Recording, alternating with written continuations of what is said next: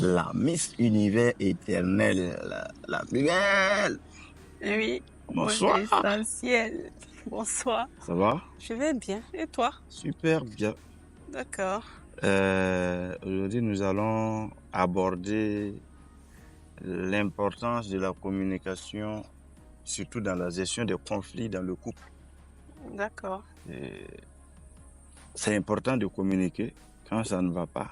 Tu sais, dans les conflits et dans le couple, ce qu'on ne dit pas en temps calme devient une arme en temps de crise. Le non-dit devient une bombe à retardement. Ce n'est pas parce qu'on ne crie pas qu'on se comprend.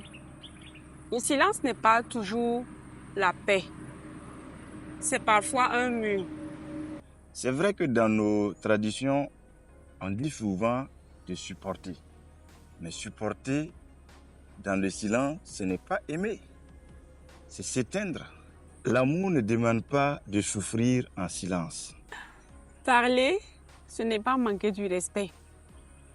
C'est choisir plutôt de s'expliquer plutôt que de s'exploser. Oh! Les vrais couples solides se parlent avec respect, même dans la douleur. Les hommes ne doivent pas fuir la discussion, encore moins les femmes monopoliser la parole. Il faut s'écouter. La discussion équilibre, guérit ce que l'orgueil détruit.